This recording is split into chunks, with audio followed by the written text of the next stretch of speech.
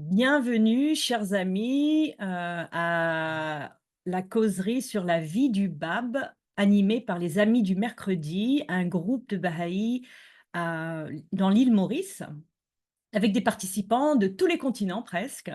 Et aujourd'hui, on va commencer la vie du Bab dans son emprisonnement dans l'Azerbaïdjan persan.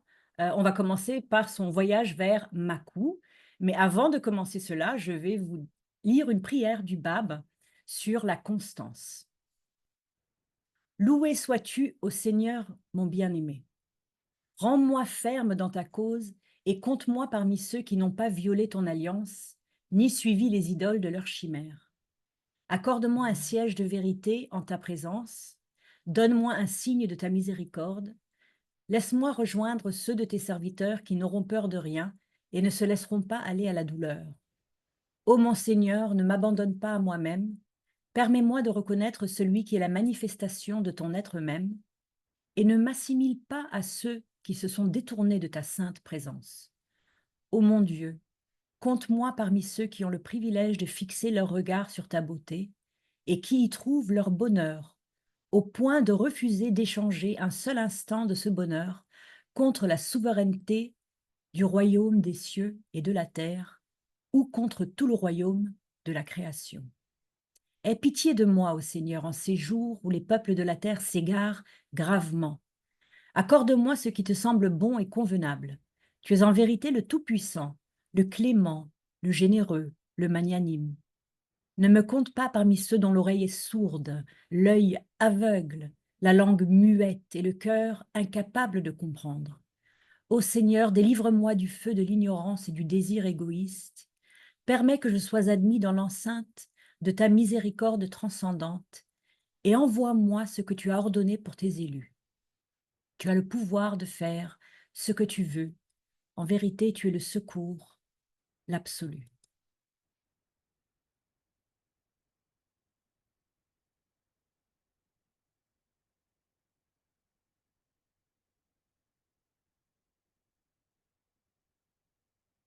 Bienvenue, chers amis, à l'épisode, je pense, 12 ou 13 de la vie du Bab.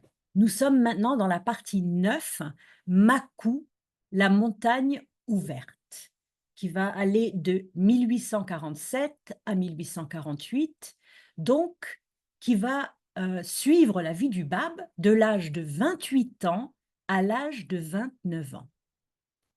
Et on commence par le voyage du Bab vers l'Azerbaïdjan persan en avril-mai 1847, une escorte aux confins du royaume. On va se poser juste une minute sur cette carte. Je vais essayer d'agrandir un petit peu. Voilà. Puis peut-être, si je fais comme ça. Voilà. Donc là, il faut qu'on descende un petit peu pour voir. Ici, Kulain, c'est d'ici que le Bab part. C'est d'ici que le Bab est exilé vers l'Azerbaïdjan. Et il va suivre ce voyage que vous voyez ici. Donc, il va contourner Téhéran. Donc, il ne va pas arriver à Téhéran. Il va aller à Razvin, Sultaniye, Zanjan. Et puis ici, c'est là où il y a une photo en couleur que nous allons voir dans une des vignettes qui vont suivre. Et ensuite, il va passer par Milan et Tabriz et Makou. Donc, il va faire toute la partie nord-ouest de l'Iran, un endroit qu'il ne connaît pas du tout, qui est ensuite à la frontière entre la Russie, l'Empire russe, l'Empire ottoman et l'Empire persan. Aujourd'hui, ces pays s'appellent la Russie, la Turquie et l'Iran. Haji Mirza Akazi, le premier ministre persan, avait manipulé le Shah, le souverain de Perse. Il avait obtenu que le Bab soit banni dans le coin le plus reculé du nord-ouest de la Perse, une ville appelée Makou, dans l'Azerbaïdjan, à la frontière entre les empires russe, ottoman et persan, dans le but d'étouffer l'influence du Bab et de le faire complètement oublier. Il échouera totalement dans ses buts. À Makou se trouvait une sombre forteresse, perchée au sommet d'une montagne. Et c'est là que le Bab allait passer les 9 mois suivants de sa vie. Mohammad Big, qui était le chef de l'escorte du Bab et ses troupes, à ce moment du voyage, avait été complètement captivé par le Bab et était entièrement dévoué à lui. Ils ont reçu l'ordre de l'emmener de Kulain, donc en bas ici, à Makou, tout en haut de votre écran. 2 des disciples du Bab furent autorisés à l'accompagner. Seyyid Hussein Iyazdi, son secrétaire, et son frère Seyyid Hassan. Seyyid Hassan et Seyyid Hussein sont les 2 seuls babis qui accompagnent donc le Bab.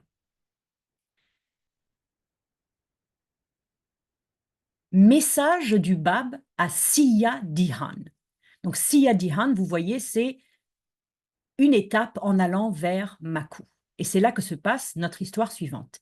Ces 2 images sont des images de 2 maisons appartenant à la famille de Tahéré, la 17e lettre du vivant, et la seule femme parmi les lettres du vivant, les premiers disciples du Bab, dans la ville de Razvin, pas loin de Siya Dihan.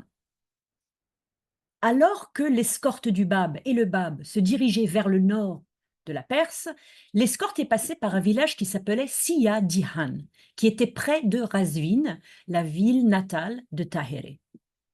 Depuis Siya Dihan, le Bab a écrit des tablettes à Haji Mirza Akazi, le premier ministre de Perse, et il a aussi écrit au père et à l'oncle de Tahéré. Un certain nombre de babis ont atteint sa présence dans le village de Siya Dihan, y compris quelqu'un qui s'appelait Mullah Iskandar, qui avait été l'envoyé de Hujat, un grand babi, à Shiraz. Et c'est lui qui avait fait le rapport sur le Bab à Hujat, qui était à Zanjan. Le Bab demande à Mullah Iskandar, donc l'envoyé de Hujat, de remettre sa tablette à Suleiman Khan-i Afshar, un fervent disciple de Seyyed Kazim, qui se trouvait à Zanjan. Donc vous voyez, le Bab arrive dans le village de Siya Dihan et il reçoit des babis, il reçoit des messages, il écrit des messages et il donne des instructions.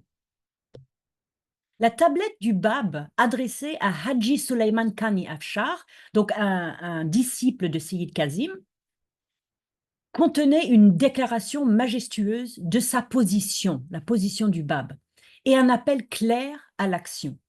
Ceci est une traduction provisoire. Celui dont le défunt Seyyed Kazim, ne cessait de vanter les vertus et à l'approche duquel il faisait continuellement allusion, se révèle aujourd'hui. Je suis celui qui a été promis. Lève-toi et délivre-moi de la main de l'oppresseur. 3 jours plus tard, Haji Suleiman Khan reçoit ce message de la part du Bab et ne fait rien. Il ignore son appel et il part pour Téhéran, où se trouvait Hujat, qui était surveillé, et où il avait été appelé par le Shah.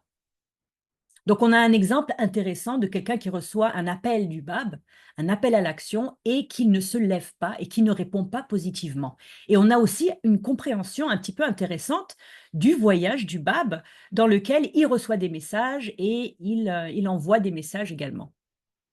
Je vais essayer d'ajuster ça pour que vous voyez plus de l'écran. Donnez-moi une seconde. Voilà. Donc maintenant, toujours à Siya Dihan, Hujat, depuis Téhéran, organise une tentative de sauvetage pour le Bab.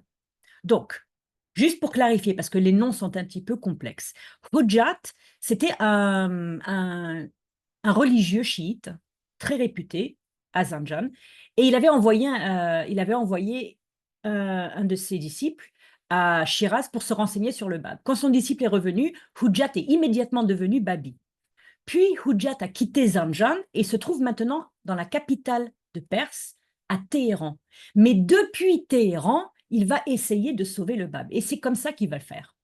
Dès que Hujat avait appris que le Bab était en route vers Makou, il a envoyé un message et il a mobilisé les Babis de Zanjan, une ville pas loin de là, pour qu'il marche et pour qu'il délivre le Bab. Avec un grand nombre de babis de Razvin, les babis de Zanjan ont planifié un plan très audacieux pour délivrer le Bab. À minuit, ils sont arrivés dans son campement, et bien que ses gardes étaient endormis, donc c'était le moment idéal pour s'enfuir, le Bab a dit aux babis qui étaient venus pour le délivrer qu'il ne s'enfuirait pas. Et il leur déclare: les montagnes de l'Azerbaïdjan ont aussi leur demande.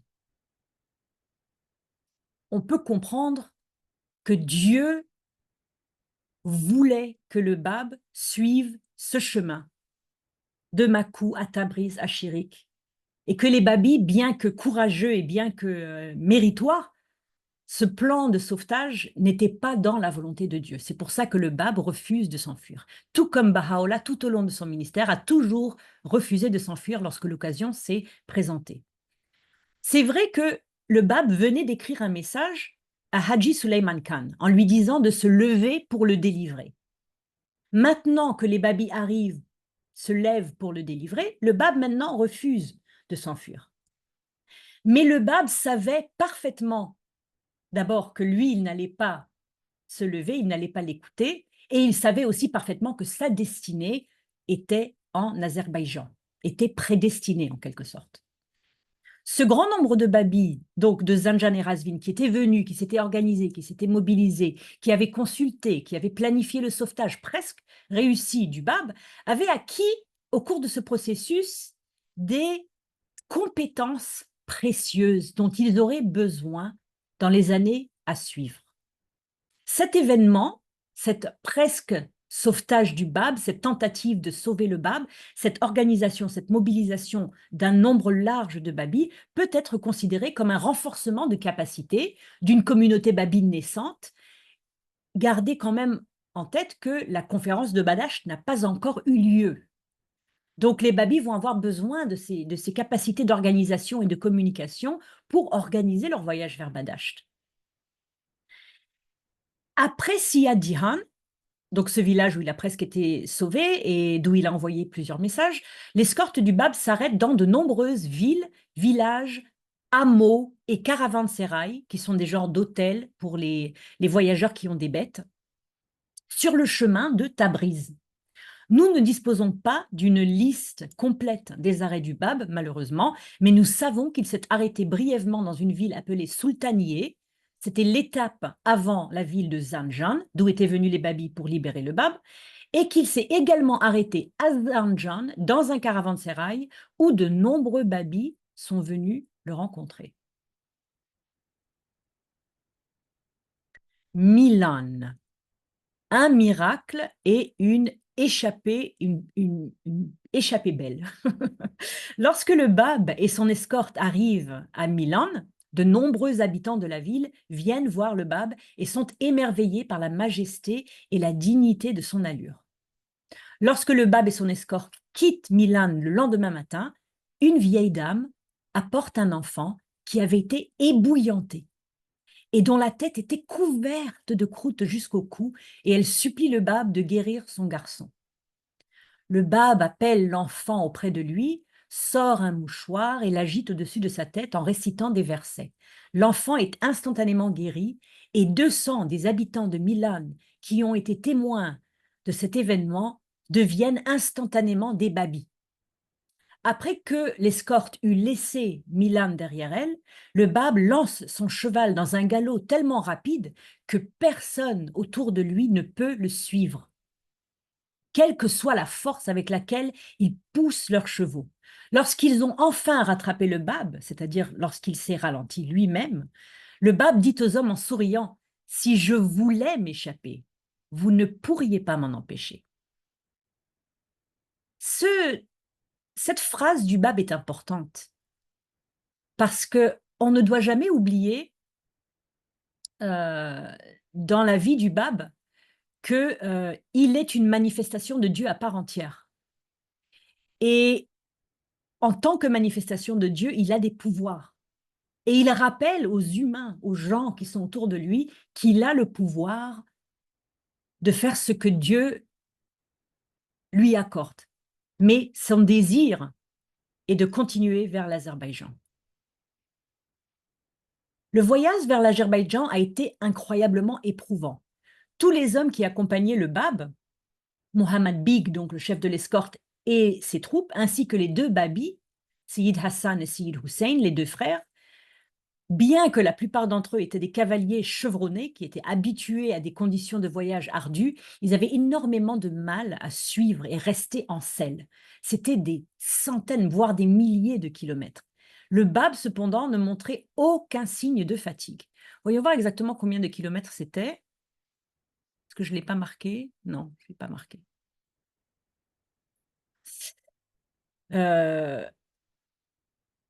Le Bab, cependant, ne montrait aucun signe de fatigue. Depuis le moment où il s'est assis sur la selle très tôt le matin lors de leur départ, jusqu'au moment où ils descendent de cheval, lorsque le camp est levé, où ils arrivent dans un caravansérail ou dans une maison, le Bab ne se déplace même pas d'un centimètre sur sa selle.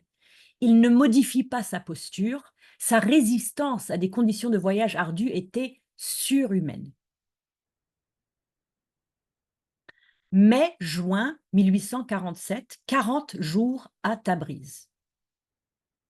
Alors le Bab va arriver à Tabriz 3 fois. Je passe un petit peu en avant dans le temps, mais juste pour... Je vais remettre la carte pour vous montrer un petit peu. Donc, Tabriz est ici. C'est la plus grande ville du nord-ouest de l'Iran. C'est ici que le Bab sera martyrisé en juillet 1850.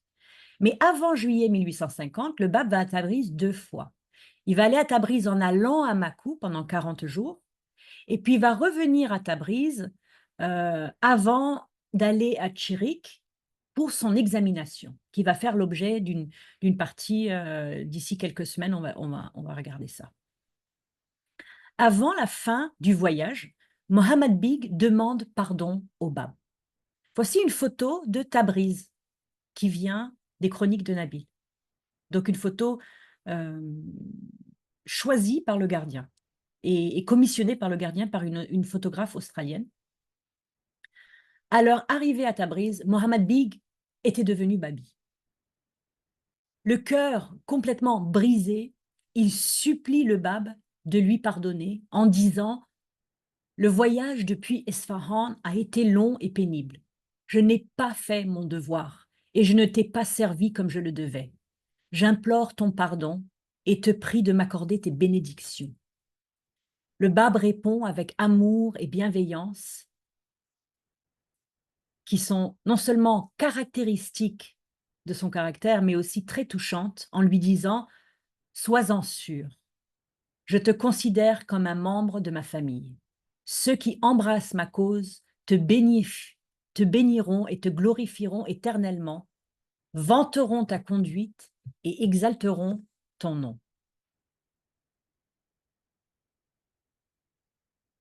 Le Bab entre à Tabriz. Voici l'entrée, une entrée dans la ville de Tabriz, qui vient d'un livre de voyage perse du siècle dernier, je pense. Après Milan, l'escorte du Bab a atteint Tabriz. Les babis de Tabriz ont essayé de sortir de la ville pour le rencontrer, mais ils ont été refoulés.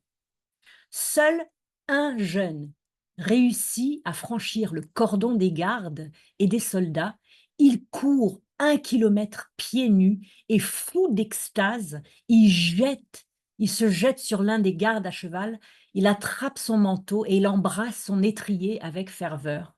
Le jeune homme enflammé crie à tous les cavaliers « Vous êtes les compagnons de mon bien-aimé, je vous chéris comme la prunelle de mes yeux. » Lorsque le garçon entre en présence du Bab, il tombe à terre et ne peut pas s'empêcher de pleurer.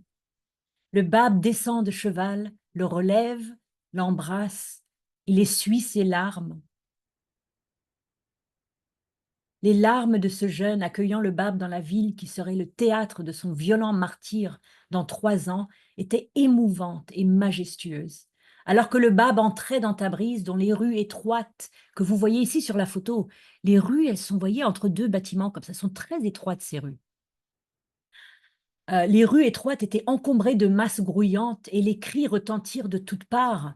Allahu Akbar, Allahu Akbar, Dieu est le plus grand, Dieu est le plus grand.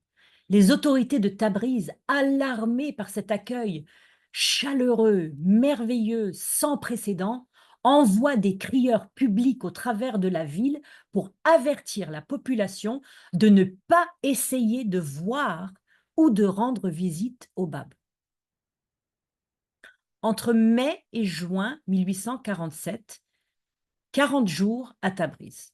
Voici une photographe moderne de la citadelle, l'Arg, ARG, de Tabriz. Le Bab est retenu à Tabriz pendant 40 jours, donc 1 mois et 10 jours. Et son séjour dans la ville fut marqué par une telle excitation de la part de la population que personne, ni le public, ni ses disciples, ne furent autorisés à le rencontrer. Le Bab était enfermé strictement dans une maison gardée. Seul pouvait le visiter Haji Mohammad Taqi Milani, un marchand bien connu, et Haji Ali Asghar, un babi de Tabriz. Mohammad Taqi Milani a passé 2 heures avec le Bab. Et quand il est parti, le Bab lui a donné 2 pierres montées sur des bagues avec des versets qu'il avait révélés pour lui. Il a donné 2 pierres gravées avec des versets révélés par le Bab et il a demandé de les faire monter et de les lui ramener. Haji Ali Asghar s'est rendu plusieurs fois auprès du Bab. Haji Ali Asghar, c'est le babi qui vient de Tabriz, et il a demandé plus d'éclaircissements sur la commande des bagues, des précisions. Haji Ali Asghar s'était un jour plaint auprès de Mollah Hossein de ne pas avoir eu la chance d'entrer en présence du Bab à Shiraz. Mais Mollah Hossein lui avait dit avec confiance qu'il entrerait 7 fois en présence du Bab.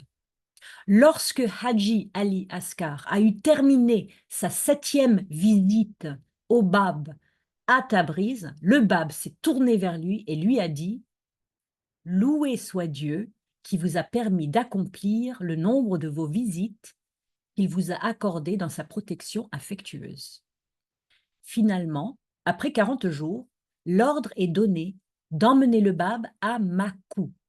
Makou est la ville natale du premier ministre Haji Mirza Akazi, l'antéchrist de la révélation babi, ainsi nommé par Shoghi Effendi, l'ennemi juré du Bab et de la foi babi. Il envoie donc le Bab dans sa ville natale, parce qu'il la connaît et il sait que c'est un environnement extrêmement étranger au Bab qui a grandi à Shiraz, dans une autre partie de la Perse. Donc le nord de la Perse, le sud de la Perse, le centre, l'est, la région de Baha'u'llah, toutes ces régions sont des cultures extrêmement différentes. Mais ce qui caractérise vraiment le nord-ouest de la Perse, ce qu'on a vu la dernière fois à la fin de la session du dernier épisode, c'est qu'ils ont une culture assez turque et ils parlent turc dans cette région de Makou et également ils sont de confession sunnite plutôt que chiite, qui est la confession du reste de l'Iran. Et donc, c'était exprès d'envoyer le Bab dans un endroit qui était différent au niveau religieux, au niveau culturel, au niveau linguistique, dans un effort d'étouffer la foi babi qui ne réussira pas. Juillet à novembre 1847, l'été et l'automne à Makou. Le 19 juillet 1847, l'arrivée du Bab à Makou. Donc, dans cette photo, elle est un peu longue, mais vous voyez la forteresse ici, au milieu de l'écran, perchée. Makou était une ville peuplée de Kurdes sunnites. Une seule route menait de la forteresse de Makou à la ville.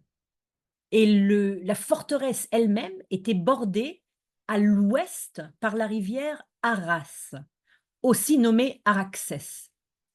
Et au sud, elle était bordée par l'Empire ottoman. Elle se trouvait dans une région donc éloignée, vaste, inhospitalière et turbulente de l'Empire persan. Le gardien de la forteresse de Makou était un homme rude et grossier, nommé Ali Khan Makoui, extrêmement sévère au début de l'incarcération du Bab.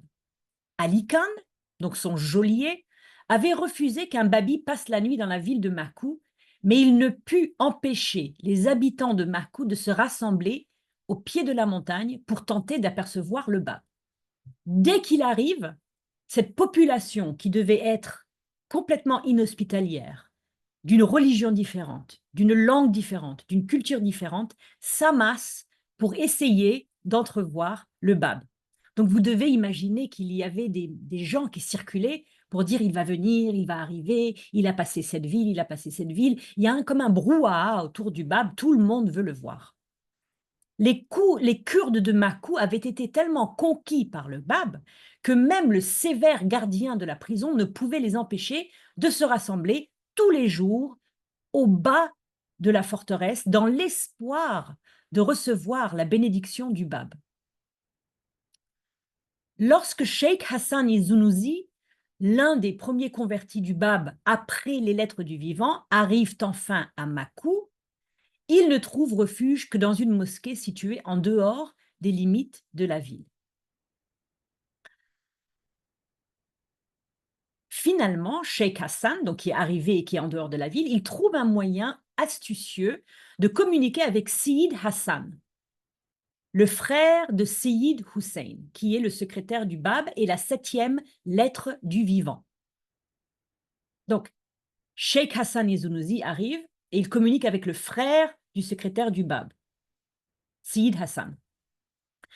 Seyid Hassan venait tous les jours en ville pour acheter des provisions pour le Bab. Il était escorté par un garde et pendant son voyage quotidien dans la ville, il échangeait des lettres et des messages. Pendant un certain temps, Cheikh Hassan a été le seul lien direct de communication entre le Bab et tous ses disciples. Le Bab a donné à Makou, la forteresse et sa prison, le titre de Jabal-i Basit, la montagne ouverte. Pendant ces 2 premières semaines à Makou, le Bab ne rencontre personne d'autre que son secrétaire, la 7e lettre du vivant, Seyid Hussein, et le frère de ce dernier, Seyid Hassan. Le Bab déclara plus tard que les conditions de son emprisonnement dans la forteresse à 4 tours de Makou étaient si sévères qu'il n'avait pas de lampe et que sa cellule n'avait pas de porte.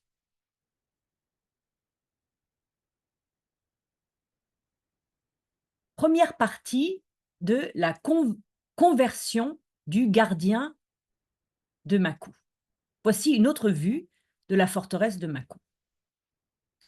Un jour, le Bab dit à Seyid Hassan qu'il devait cesser de communiquer directement avec Cheikh Hassan, qui était en ville, car il avait l'intention de dire au gardien de la prison, Ali Khan, que ses visiteurs devaient à partir de maintenant être autorisés à aller et venir en paix. Très tôt, le lendemain matin, Ali Khan, donc le directeur de la forteresse, était à la porte de la forteresse, frappant furieusement et criant aux gardes de le laisser entrer parce qu'il voulait parler au Bab. Le Bab a admis Ali Khan en sa présence et le gardien, visiblement ébranlé et extrêmement émotif, s'est jeté aux pieds du Bab en suppliant qu'on mette fin à ses souffrances.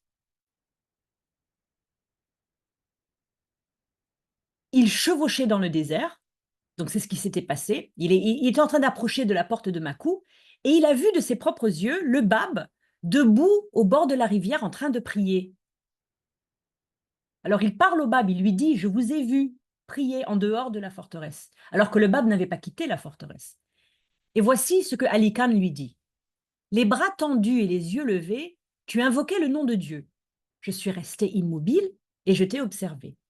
J'attendais que tu termines tes dévotions pour m'approcher et te reprocher de t'être aventuré à quitter la forteresse sans ma permission. Dans ta communion avec Dieu, tu étais tellement absorbé par l'adoration que tu t'es oublié complètement. Je me suis approché discrètement de toi Dans ton état de ravissement, tu ne t'es pas rendu compte de ma présence. J'ai soudain été saisie d'une grande peur et j'ai reculé à l'idée de te réveiller de ton extase. J'ai décidé de te laisser, de me rendre auprès des gardes et de leur reprocher leur négligence.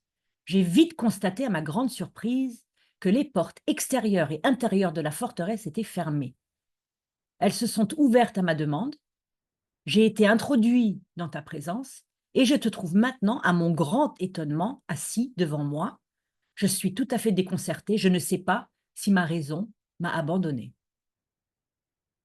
Le Bab confirme au gardien de Makou ce qu'il avait vu et il accepte sa déclaration de foi. Ce dont tu as été témoin est vrai et indéniable. Tu avais déprécié cette révélation et méprisé son auteur. Dieu, le tout miséricordieux, ne voulant pas t'infliger son châtiment, a voulu révéler à tes yeux la vérité.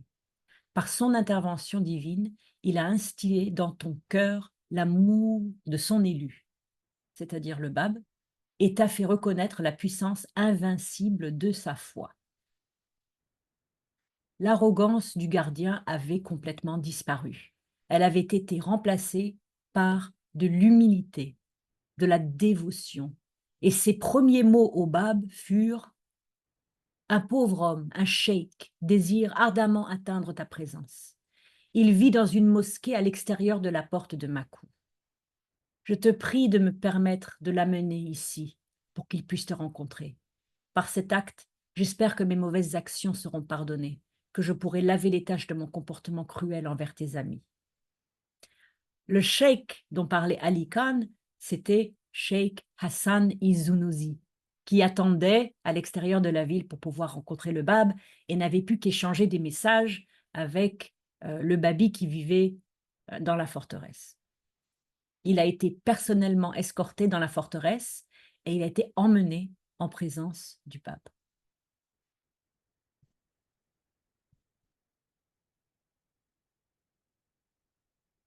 Alors, la conversion du... Oh, ça, on a déjà vu. Été et automne 1847, changement de conditions, changement de circonstances à Makou. Donc, pour changer un petit peu, j'ai mis ici une photo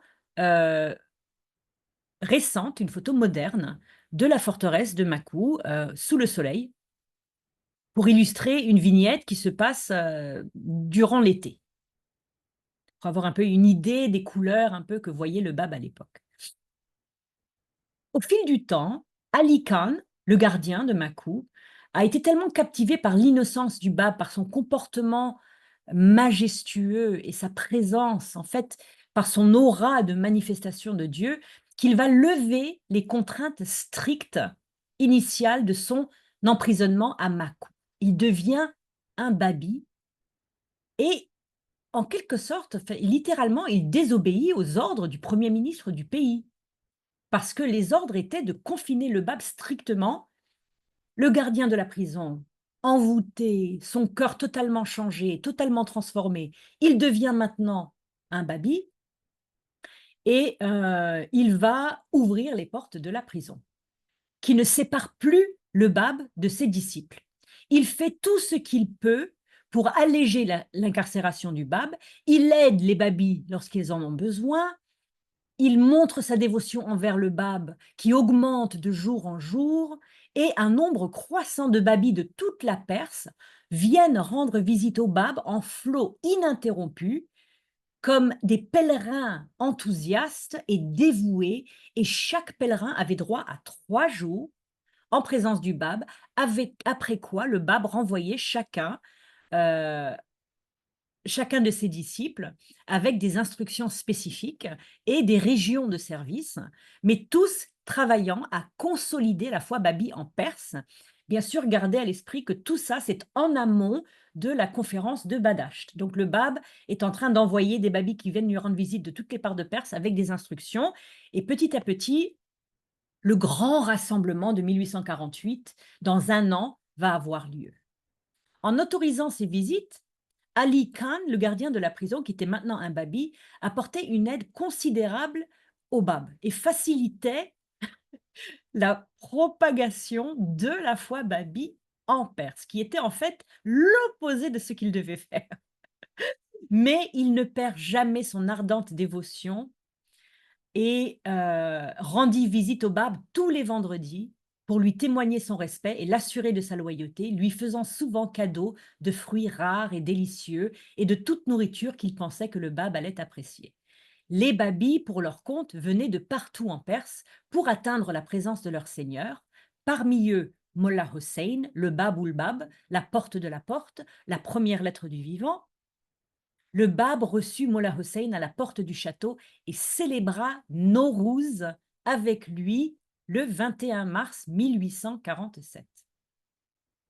Avant de prendre congé, le Bab ordonne à Mollah Hossein de visiter Tabriz et les autres villes de la province de l'Azerbaïdjan persan, puis de se rendre à Zanjan, Nerazvin et Téhéran, et enfin dans la province du Mazindaran, que vous vous rappelez est donc la province ancestrale de Baha'u'llah. Le Baha'u'llah est né à Téhéran, mais ses ancêtres venaient du Mazindaran. Et donc, le Bab demande à Mullah Hossein de visiter en quelque sorte toutes les villes par lesquelles il est passé avec son escorte quand il quittait Kulain pour arriver à Makou, et puis ensuite de continuer à Téhéran, où le Bab n'a pas pu aller, et de continuer vers Mazindaran, que le Bab n'a également pas pu visiter. C'est dans ces conditions relativement agréables que le Bab a passé les mois d'été et d'automne 1847.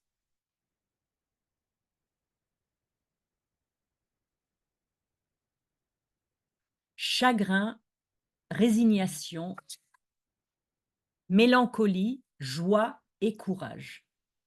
Ici, c'est une vue assez minérale de pierre, en fait, de la montagne. Et vous voyez à peine la forteresse dans cette photo. C'est une photo un petit peu stylisée, mais c'est une œuvre d'art un peu pour illustrer une histoire un peu triste. Bon, malgré la conversion du gardien de la prison de Makou, Ali Khan, les 9 mois du Bab dans la forteresse sont marqués par sa résignation à sa mort et sa volonté de mourir. Deux thèmes récurrents dans la révélation du Bab pendant cette période de 9 mois. Donc assez triste.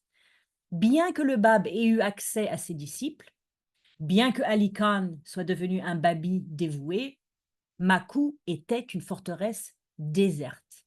Et la vie du Bab était profondément solitaire. Au sommet d'un château de pierre massif, situé juste au-dessous d'une énorme falaise suspendue. Vous voyez, elle est au milieu de la montagne, cette forteresse. Il y a de la pierre en dessous, il y a de la pierre au-dessus. Le Bab est tout seul. Quand les visiteurs s'en vont, il est tout seul.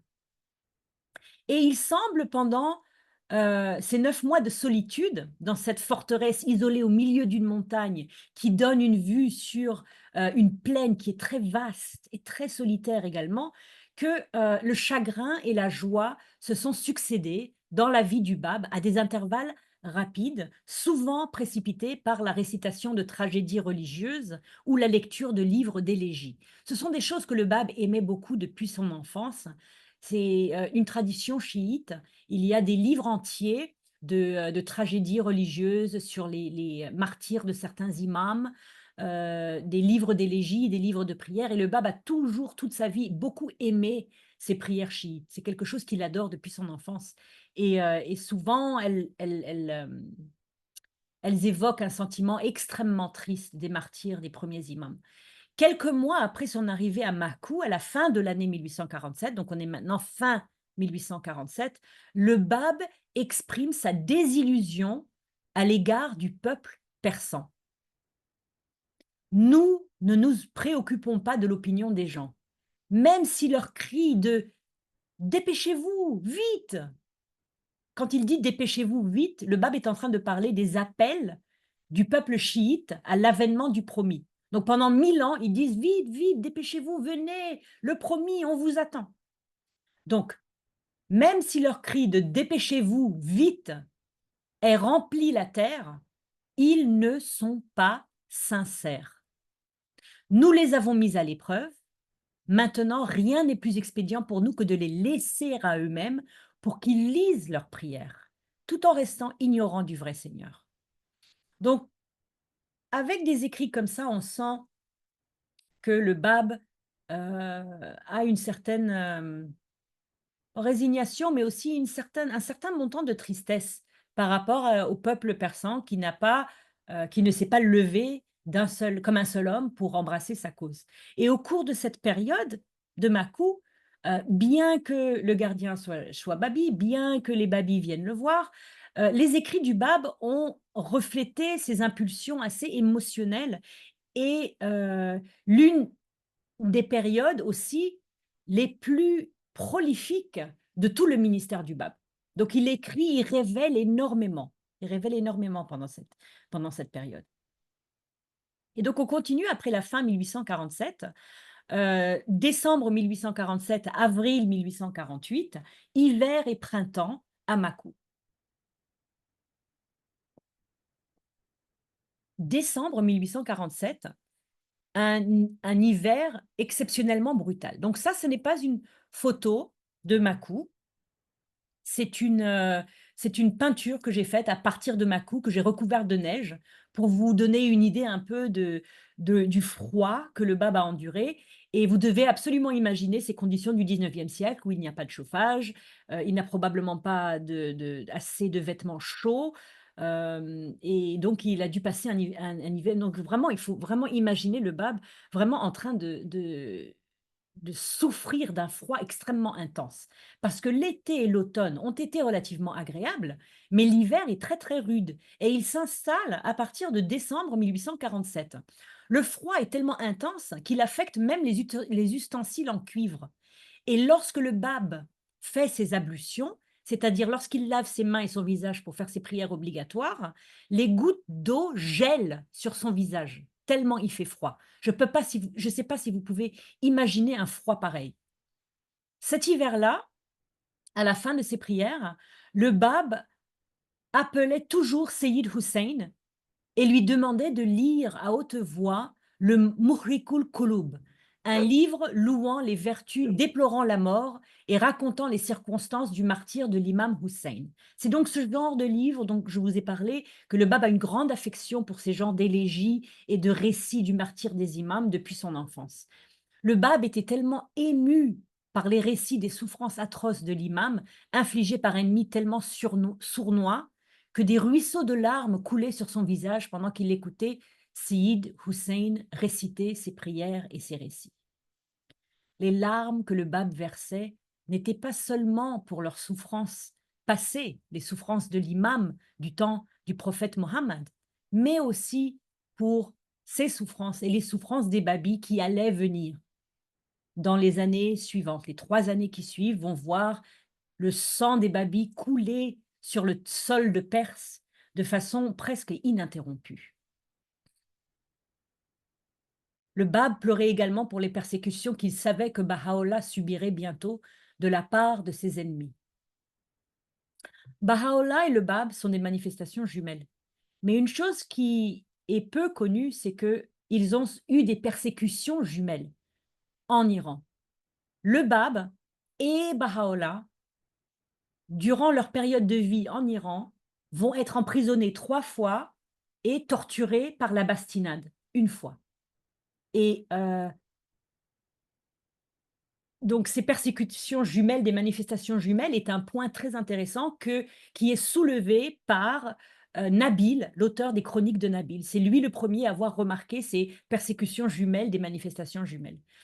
Pour le Bab, les atrocités du passé, donc des imams, étaient un signe des calamités futures qui seraient endurées par Baha'u'llah tout au long de son ministère. Des humiliations et des épreuves auxquelles l'imam Hussein n'avait même pas été soumis. C'est-à-dire que les souffrances de Baha'u'llah vont dépasser de loin les souffrances de l'imam Hussein. Je vais terminer aujourd'hui avec le rêve de Ali Khan, parce que je regarde vite fait, je pense qu'on va passer à un autre sujet. Oui, oui, parce que après je veux garder le Nowruz avec Mollah Hossein, l'histoire de Nowruz 1848 avec Mollah Hossein pour la semaine prochaine. Donc le 20 mars 1840, ah non, en fait, je vais m'arrêter ici. On va reprendre la semaine prochaine avec le rêve de Ali Khan, le gardien de la forteresse, parce que son rêve précède immédiatement la période de Nowruz avec Mullah Hossein en 1848. Donc on a fini l'hiver, on passe au printemps, et donc c'est un bon endroit maintenant ici pour arrêter euh, la, la causerie. Donc, euh, attendez, je suis toujours là, voilà. J'étais perdue pendant un moment. Donc, chers amis, merci d'être venus aujourd'hui et je vous donne rendez-vous mercredi prochain pour continuer l'histoire du Bab Hamakou. On va maintenant passer à sa célébration de Nowruz avec Mullah Hussein, la première lettre du vivant. Ce sera la dernière fois qu'il verra la première lettre du vivant de son vivant. Et voilà, donc à mercredi prochain et bonne soirée à vous.